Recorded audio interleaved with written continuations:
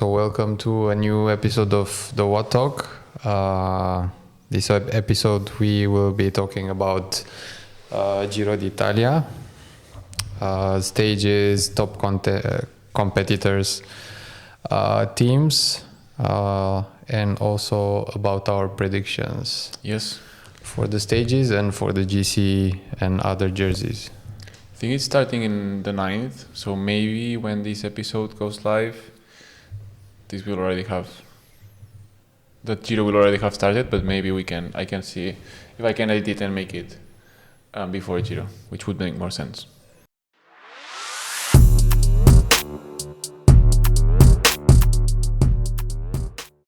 All right, for the stages, as somewhere to start, I have to check the map if everything is in Italy, because this last year it's been a mess with all the Grand Tours starting somewhere else.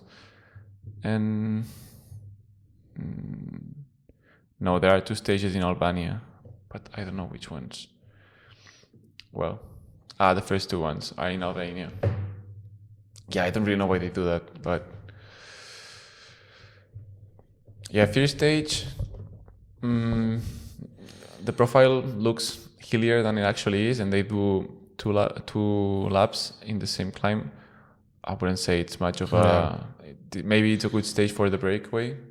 Could be. Like just a bit under 2,000 meters of elevation is the first stage. I don't know. Fresh legs, if you're feeling good. I think that chances that teams like that are chasing stage wins over GC may try to go there, but it's also a good opportunity for you if you want to have the Maglia Rosa.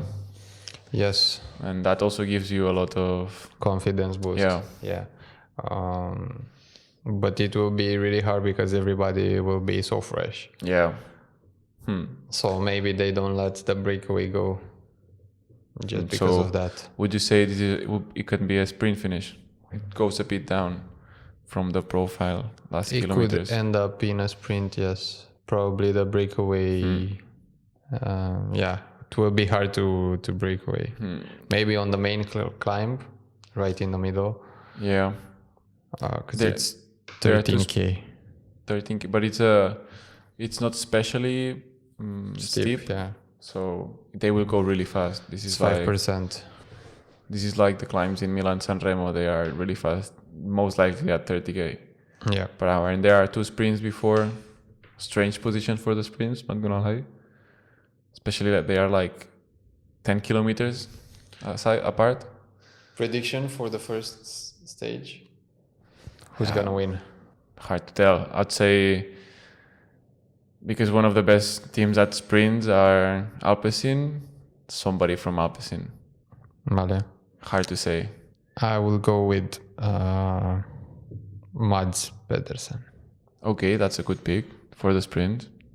Oh, maybe even Van Aert could actually do it, because he's also his sprint hasn't been the best. No, but after what we've seen, no. But let's say that he can do a good sprint, so maybe Van Aert can stand a chance. Let me check who else is racing.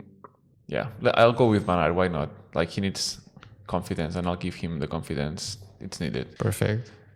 Second stage, time trial. Almost very, very flat.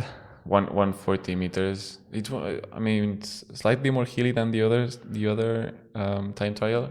It's a bit punchy, but shorter.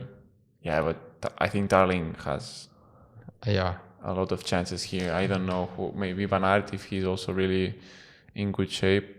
So your pick for the second stage? It's Darling. I mean, neither Joshua was there nor Pipo.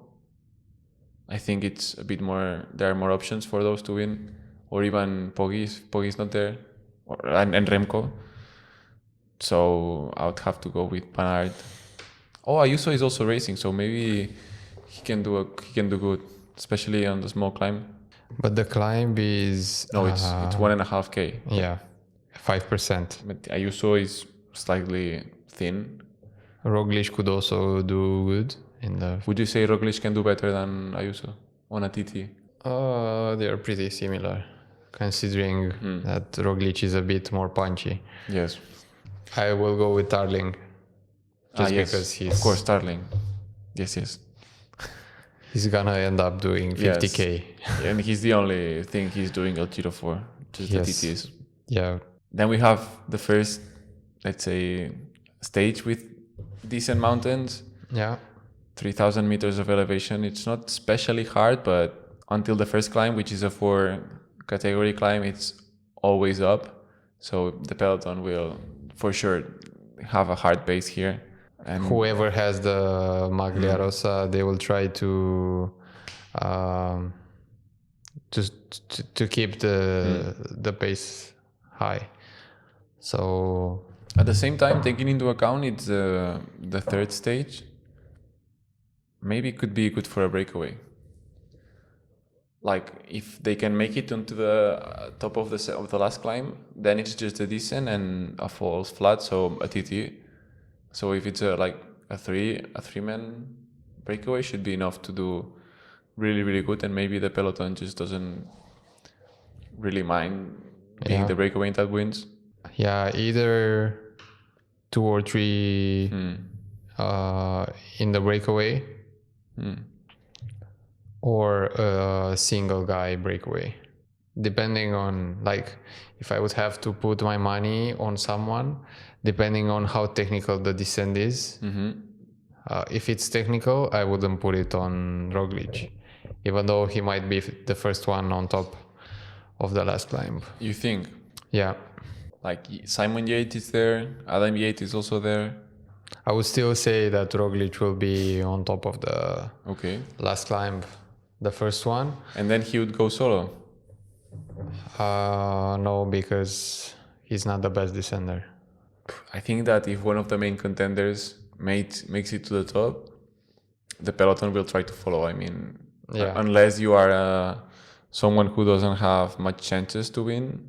But it's also a good stage for to get the KOM jersey, the climber's jersey. That's true. So maybe Ciccone could be there. Carapaz would also try to go for the points. Quintana as well. True, for Movistar. Actually, it's becoming more interesting that it's him. And there is this yellow thing in the middle. I don't really know what is it. It says golden something in the 88th kilometer. I don't know what's that. Yeah, I'm not sure about what's that. Do you have the legend somewhere? It might be like a intermediate sprint or KOM. That's strange, but... No, because it's downhill. It shouldn't be. Yet another sprint in a really odd position, just before a climb. Next stage, the fourth, like a easy day kind of stage, maybe a good one for the breakaway. Like, I don't think any of the big teams will try to do anything here. Just... Yes, it's gonna be a sprint for sure. So you think the peloton will not allow... Well, no, the teams... it's really hard. The last half of the race is falls flat downhill. For sure, the peloton will go really, really fast. It's hard to win in a breakaway in this scenario. So who would you pick for this more than sure sprint in stage 4? This is after the rest day, the first rest day. Do you have any pick? Yes. Either Mads Pedersen. Again? Yes, again. Olaf Koij is also racing. If Jumbo want to win stages as well. Yeah. Who else? Sam Bennett could also do good in the sprint. Yes. Yeah. And Van Aert. Depending on his form, we haven't seen him lately. I still think Van Aert can be a good pick for the sprint, but... Well, let's see if the Swiss knife goes for the GC, for the sprint jersey, or even for the KOM jersey. So I'd say maybe Van Aert can do something. Like, I really want him to win one sprint so that we can forget what happened the start of the season. Yeah, big sprint. Actually, this is the first stage in Italy. So yeah, really flat stage. It's gonna be one of these boring stages. Hopefully no crashes. But yeah. Fifth stage. This has a really odd profile. Looks like a punchy kind of stage. Really hard on the legs. Like the profile of the climbs, it's really steep and they are really short. Yeah. Just look like a wall. And they have 20k, 15k of descent just after the start. And then falls flat and then 3 really steep, strange hills. And then at the end, 3 more Yeah.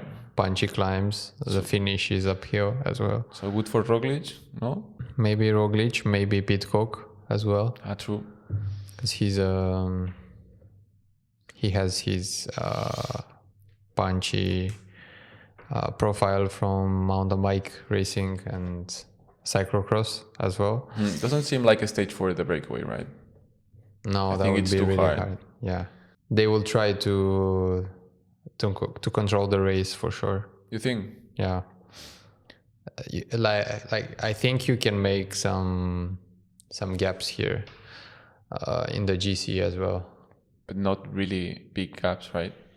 No, but And the next stage, you can make use of this stage to cook a bit. you think? Well, it's 2 days after the rest day, Yeah. maybe.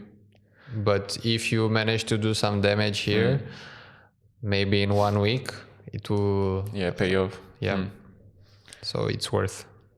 Yeah, I'm taking into account that Ayuso is one of the main contenders. He's not done especially good in really long Grand Tours. And Roglic, I think, will try to punish him a lot there. Yeah. I don't know, maybe the Yates brothers, if Wood is not going for the GC. Wood can win this kind of... He could, yes, if he's not doing good in the sprints.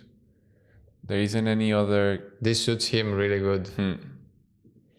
But I will stick with Pidcock for this one. Mads is also a good kind of rider for these stages. True. Actually, any of the classics can do really good.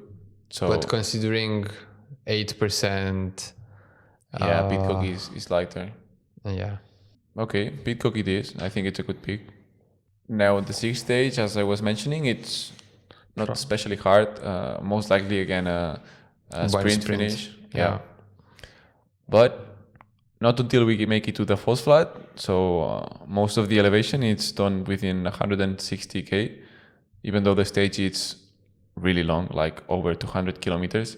Yeah. The first part is really hard, like decent for a good climb stage. So maybe the sprinters suffer to make it there. Maybe, but it's still in the beginning of the stage. Like you are kilometer 50. You can survive. But within 110k, you have 2500 of elevation. Yeah. So not especially good if you are heavy. But still. Yeah, no, definitely. Someone like Mads, depending on, I still think it will be a bunch sprint for stage 6 from Potenza to Napoli. So Mads was your pick? Yeah, for sure. I think it's a good pick. I don't know what to say. He can survive pretty well until the end, and the 2 small climbs are they will just ride through them. Yeah. Now, stage 7, a bit more of climbs, a bit more of what I like. Big climbs where you can make some damage, some good time gaps as well. Yeah, it's a 170k stage with over 3,000 meters of elevation. Pro Cycling Stats has like a 200 profile score, which tends to be quite big. Yeah. For the stage 7, I think most of the riders will still have really good legs. So here, the big teams, those who are going for the GC, will start to... They will start to ramp up the... Yeah. And the last, it's a finish uphill. Would you go with Roglic? For this one, no. Maybe. It's quite long, the last Yeah. climb. It's first category kind of climb, 9 kilometers long, not especially steep. Here, Pro Cycling Stats, they divide it into segments. So the first segment is 9K at less than 5%, but the last 3K are at 9.1%. So my proposal with Roglic was like, if he can make it there, then it's 3K that he can go really, really hard. Yeah, I would go with Roglic as well for stage 7. But Ayuso, we've seen him do really good numbers. And he has a better team. Yeah. For the climbs with J Vine helping him, also has the Yates. We'll see who's the main main GC. If Yates wants to give the... They also have Isaac del Toro. Yeah, but I don't think that he's sweet enough yet for a GC. No, but he can help on the climbs. Definitely, he can do a good lead out. We've seen him do really good in Milan San Remo with Poggi. The main difference between Roglic and Ayuso, I would say, is the team. Yeah. But it wouldn't be the first time that we see Roglic going alone. Last year it was mostly like this. But he also has Daniel Felipe and Jay Hindley, so maybe they can stand there. But still, a UAE team is really strong. Regarding Jumbo, do you think Simon Yates would be able to keep the pace? I think Van Aert is a bit heavy for this kind of stage. Yes. To finish with the big guys. But if he's going for the GC, he'll have to stay. Let's see. I really don't know what Van Aert, if he's gonna be the GC contender from Jumbo. Hopefully they've learned from last year and they are allowing him to just do sprints and win stages, which is what he really wants, rather than just trying to have a GC profile. Yeah, it's only stage 7 and the hard stages are yet to come.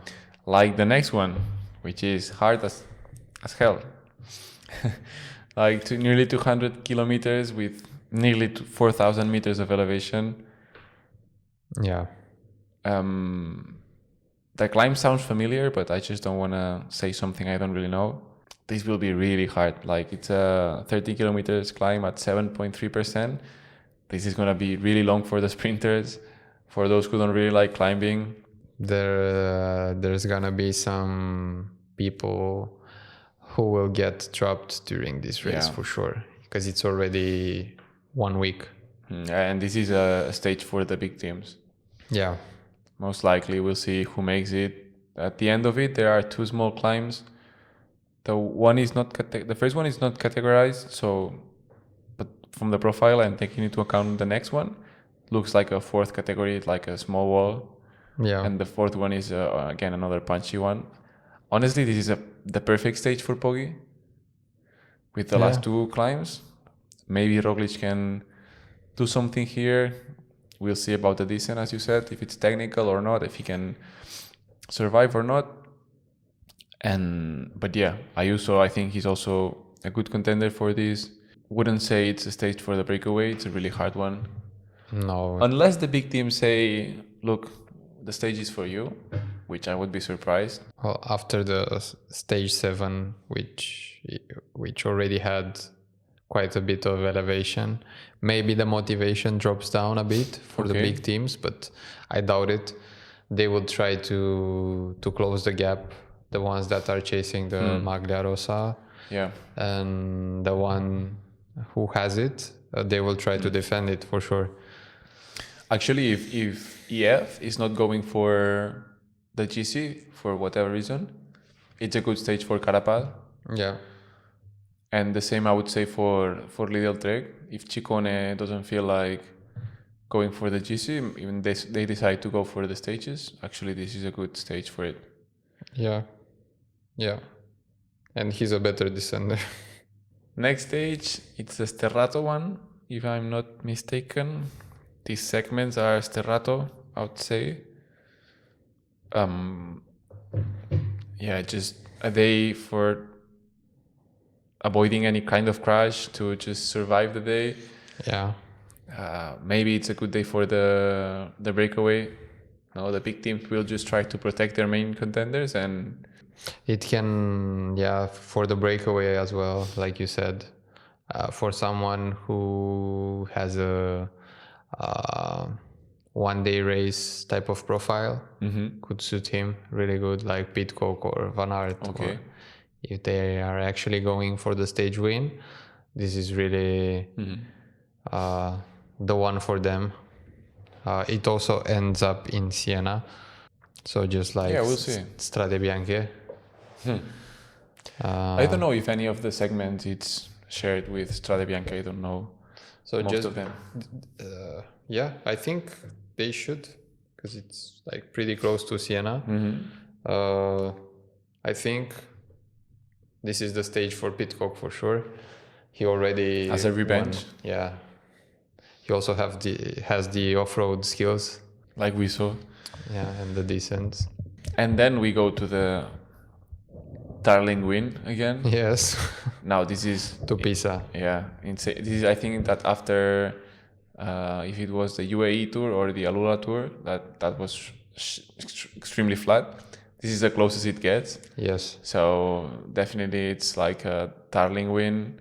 I think until the first point it slightly goes down, then it slightly goes up again, but within that small 5k 7k it's 125 meters of elevation, and he will not feel it. Like he'll just go full gas.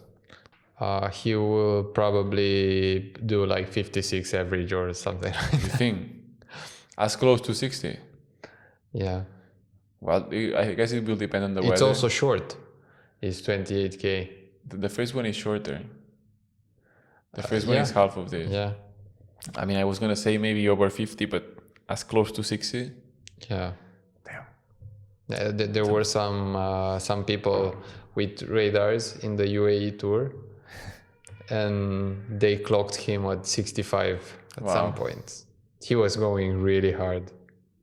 And it was flat, it was not downhill. No. Just imagine the power. Like when we are going on a descent, we have to do over 300 to gain half. Yeah. Half of 0.1. Probably it was going like 500 500 watts. Stage 11, more climbs. Alto de San Pellegrino, again, sounds familiar, but I don't really know it. Another one. Yeah. Surprisingly, 14k at nearly 9%, just Cat 1. That's hard. I guess it looks more like a horse category climb than just a Cat 1, but the only thing I don't like about this stage, it's the sprint. It's after the descent. Yeah. I never like these kind of things. So maybe... But I think it's flat where the sprint is. It's like there's a 3 kilometer kind of uphill, strange thing, but still never like this. Like when they have to push too much. So the breakaway can win the sprint points for sure. And afterwards, the rest of the climbs, there are 2 more Cat 2 climbs. Hard to say, but maybe the breakaway, if Carapaz or Ciccone is there, or one of these, or Verona, even Carlos Verona, it's maybe not that bad for them. Like good climbers, if it's a good team. If they don't get cooked on Alp San Pellegrino. I mean, there's no way that you can be in a breakaway and don't get cooked. Doesn't matter the profile. No, I mean don't get dropped on the climb with the big guys. Well, I think that the peloton will control this stage, and once they see who's in the breakaway or if a rider tries to escape, the big teams will decide. It also depends on the motivation of the peloton. And if let's say if you're Roglic and you are 30 seconds behind Ayuso, maybe if it's a good day, to try to gain back the seconds. Yeah, it could end up in some kind of sprint. Yeah, especially being a Cat 1, there will most likely be some seconds. Maybe they are interested in maybe more. Yeah. Actually, this may be good for those who are chasing the seconds, the extra seconds. Yes. So hard to say. Any rider that you would go for? I would put my money on Wood for this one. Okay, finally. Yeah. I agree. I think the peloton will be shrinked, but there will be a small peloton on top of the main climb. Even it could be a stage for Isaac del Toro. Yeah, it's really hard to say at this point.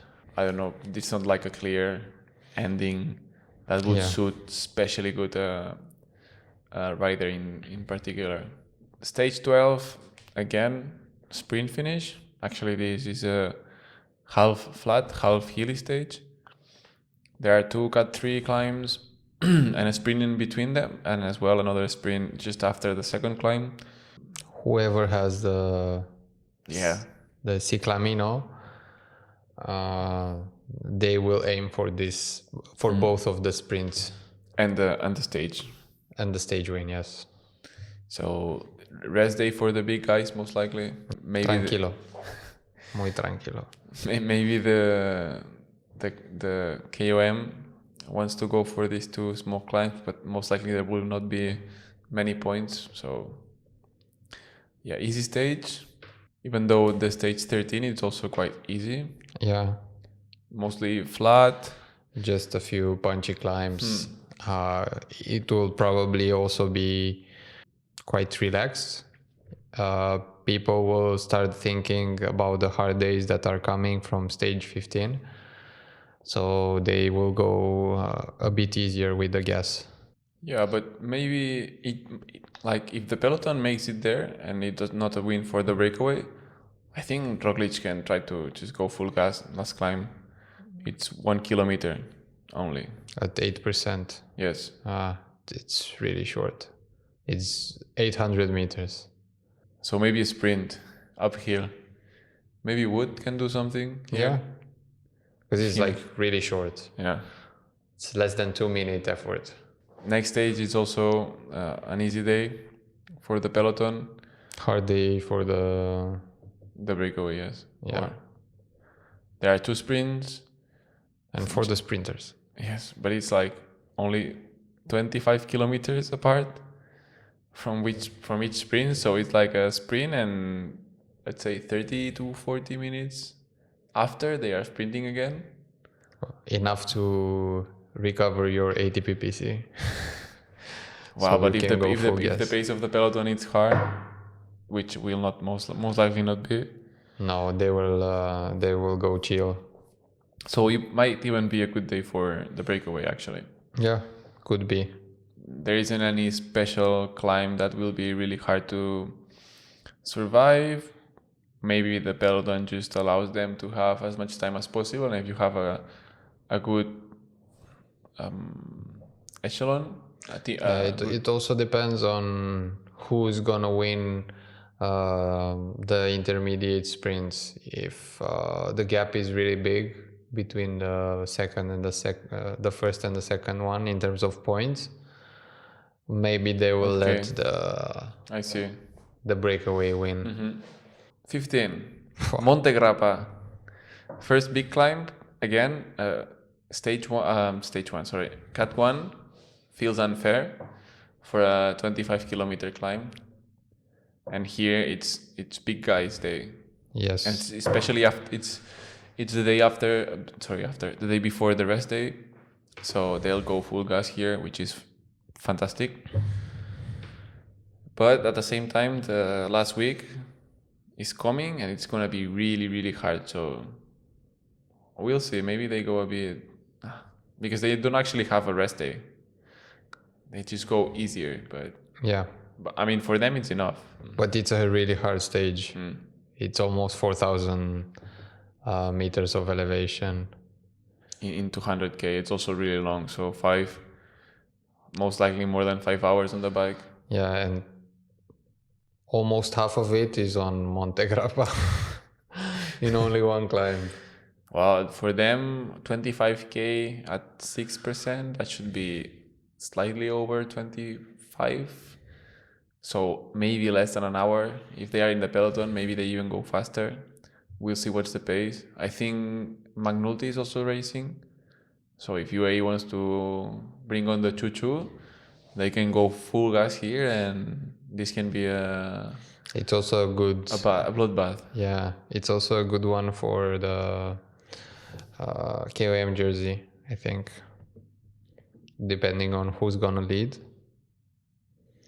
But yeah, here the games are going to start. We'll see who's getting tired, who has the fatigue resistance. Who doesn't? Hopefully Ayuso can make it until this stage, if he doesn't have any strange thing as usually.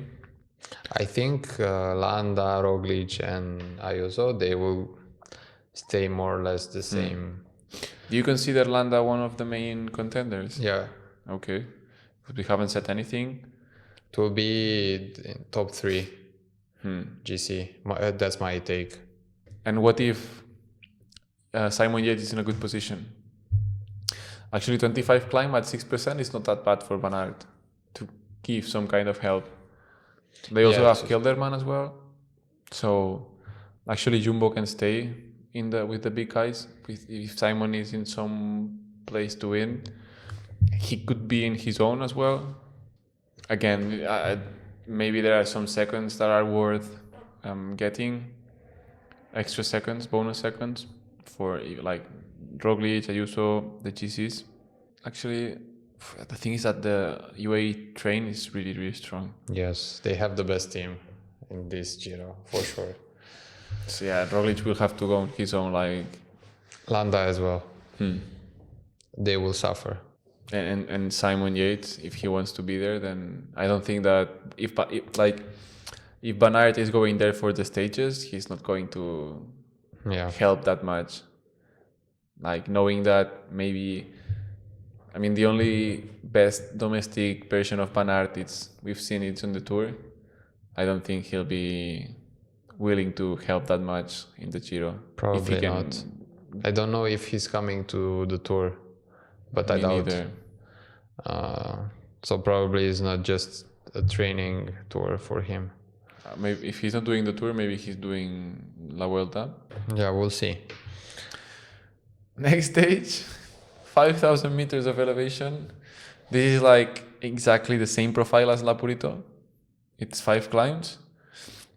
With the one in the middle just decent, is the only acceptable. And again, we'll see. It will depend on stage 15 who suffered the most, and if somebody needs more minutes or needs more points or bonus seconds. Giro will be decided on stage 16. But that's my take. The day after is again 4K meters of elevation on a really short stage. So we have 3 stages back to back, really hard. But because they have a day off before this one, some of the riders don't perform that good after a rest day or an easy day. So my take is that stage 16 is gonna decide most of the... The thing is that maybe it's like they are not especially high climbs, because in this stage 16 the max elevation is just slightly above 3,000 meters. Yeah, true. So it's not like doing it over 2,000. It's kind of easier, let's say, as easy as it can be. But most of them are already altitude adapt. But that doesn't really make that much of a difference, no? Like if you are adapted, but the climbs are not especially high, it will not be something that will affect them. Let's say the Colombians and people from Ecuador, they will not be that much affected as someone from Spain. Yeah. The thing is that it's a bit of the same like in the previous stage. It will be UAE taking the lead. Yeah. And the others just hanging around. there isn't much to say. Like I don't see any other team that can make them suffer as much as UAE can. No, they will control the entire race, even if they don't have the Maglia Rosa. I mean, it would be really strange that neither Juan nor Yates can make it, and then you still have Rafa, Micah, and Jay Vine. Even though I don't see Jay Vine as that strong to do a GC, but Micah can do it. We'll see. I mean, he was helping Poggi in the tours for the last years. Yes, he got injured, but someone who can help Poggi really good. Yeah, I mean, he was my favorite domestic before Niels Pollitt, but somebody that can help Poggi win. Yes, that's enough. Yes, you don't have to say more. Okay, stage 17, as we were saying, also really, really difficult stage. 3,800 meters of elevation with, let's say, 2 big climbs. But the worst part of these kind of stages is that even though it's only 2 climbs, one cat 2 and one first category, not until you make it to the first climb, you just go up. Yeah. Like they start at roughly 200 meters and the first climb starts at nearly 900 meters. So within 50k, you've already done 400 meters of elevation and it's just constant. Yeah. And if the pace is really hard, it's going to be really, really difficult. But you have enough time to recover for the second climb on the descent, because it's really, really long, like 69 to 94. 30 kilometers of descending. Yeah, but they don't descend like we do. Like, okay, I'm just gonna recover. Also true, but after stage 16, they will go a bit easier. That's my take. But that will depend on. But because you say that the Giro will be decided in this stage. Yeah. But if it's kind of tight, this will be really hard. Yes. This will be really hard, and I think fatigue will be just killing them. Again, there's a sprint on the descent. I think this is unnecessary, but so maybe the sprint jersey, the Ciclamino, can be won by a climber. Maybe at this point, because it's mostly after. There are so many on the descents. I just don't see the point. And if they manage to go in a breakaway just before the sprints on the flat stages, yeah, why not? Maybe that's Jumbo's strategy. We'll see. I wouldn't know. Wouldn't be able to tell. I think it will depend so much in how the leaderboard is. Yeah.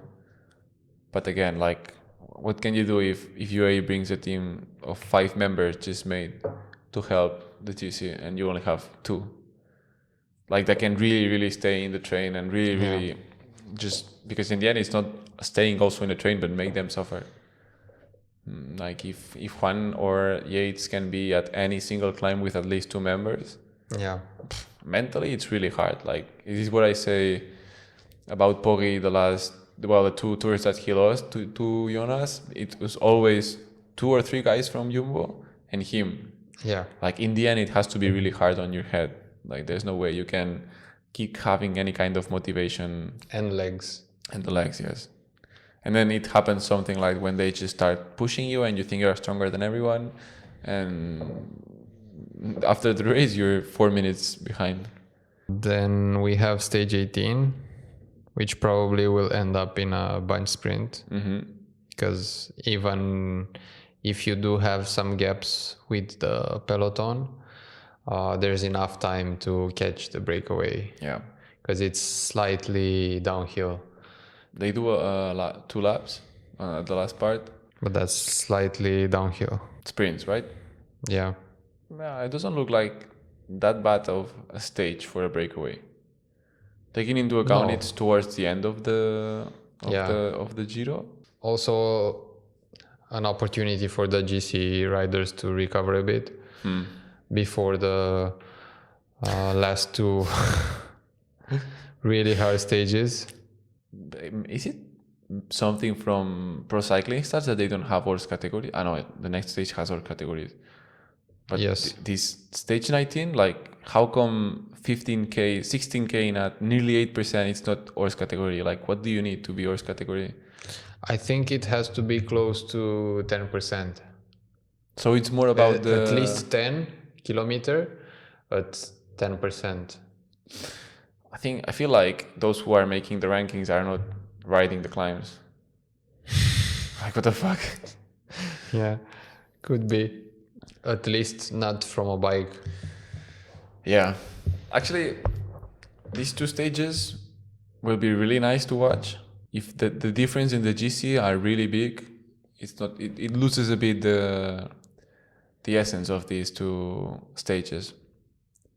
Because I guess that they make these stages towards the end of the Grand Tour in order to be like, if the thing is close, let's just make them suffer a lot and see what kind of battle do the GCs want to bring here.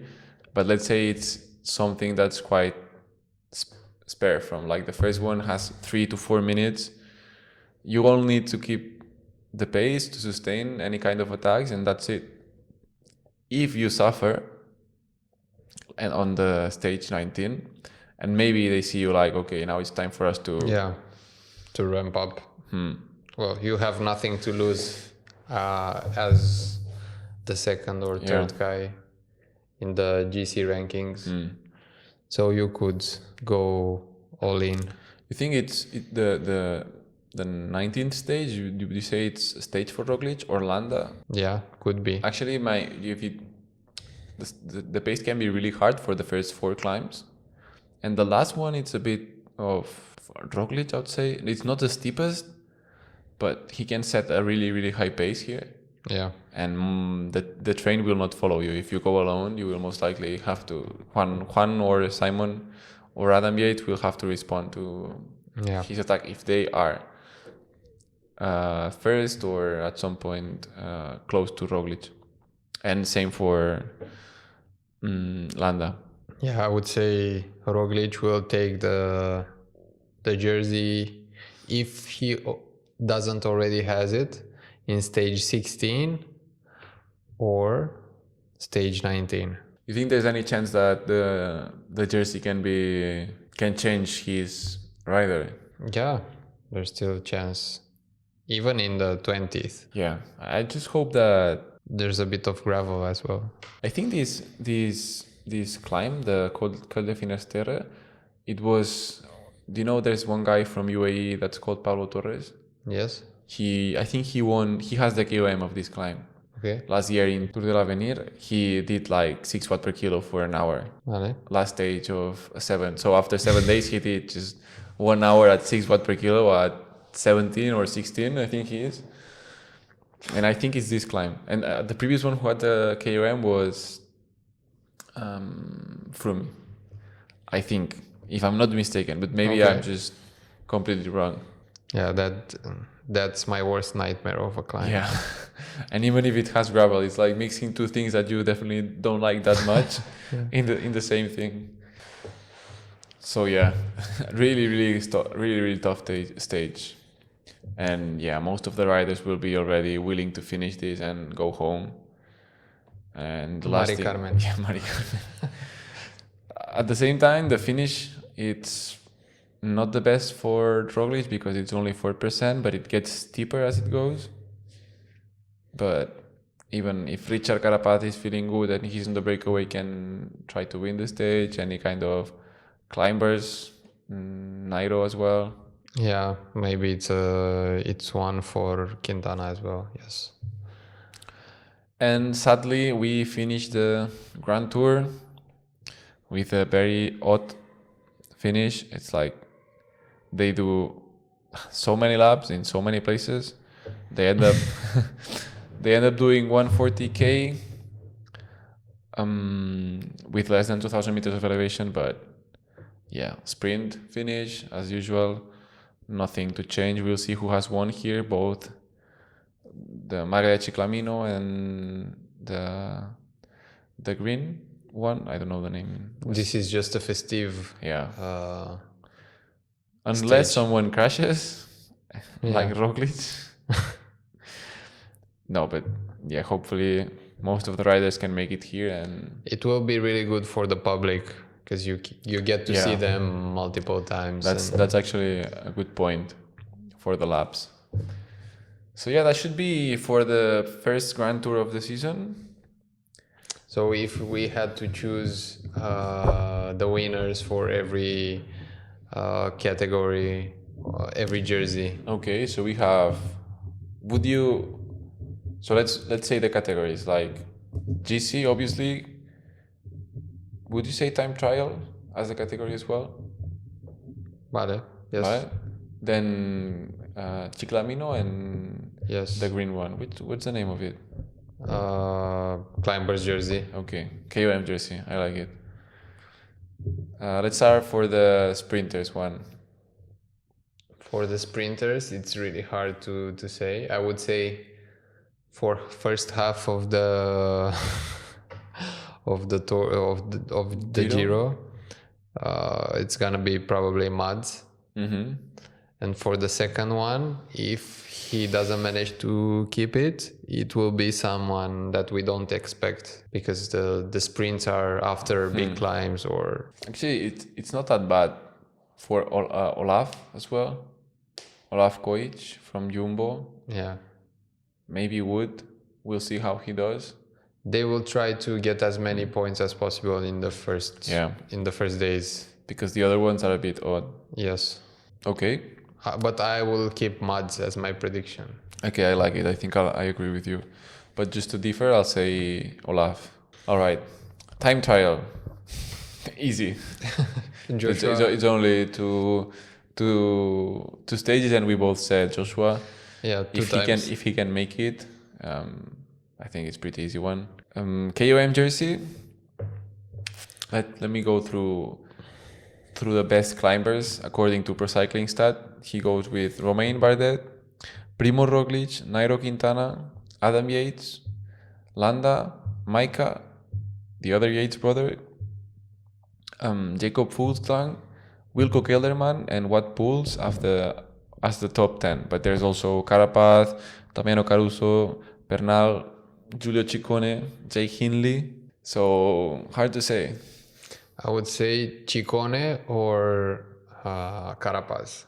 I'll go with Ciccone, taking into account he's Italian and knowing that he will most likely not have the most chances for GC. And he will go all in probably as well. For the KOM jersey. Yeah. And last but not least, actually the most important, the GC. Do you want me to go over the favorites? Yes. Top GC riders you can put. Yeah, but here. Okay, yes. Nairo. So who else? Nairo, Roglic, Adam Yates, Jacob as well, Romain Bardet again, Landa, Wilco Kelderman, Maika, Simon Yates. So if you had to choose three, I'd say that I want Roglic to win because I don't think he stands any chance at the Tour. I think it will be really hard for him to win the Tour, and knowing that neither Remco, Jonas nor Poggi will be in the Giro, I think he can do first. Second, let's go with Juan, if he can survive. And third one, because I want him to be back at really good level, I go with Bernal. Even though I think it's going to be really hard for him, but it would be nice to see him back on the podium again. Okay. Knowing that he already has one Giro, that would be my podium. What's yours? I would put Roglic as first one, Ayuso, and Landa. Landa as well. Landa on the podium, yes, for sure. At least from my perspective. A good podium, actually. All right, so this should be it for the Giro. This is our predictions. Our idea is to do more or less like a 30-minute kind of review from the Giro, no? Yeah. After each week, see how bad we are doing with our predictions. And we will continue with the regular podcast. So and we will add a bit of racing. Yes. as well as part of the podcast of the upcoming episodes. So finally, excited for the big Grand Tour. It's taken so long. Yes. Now that the classic season is over.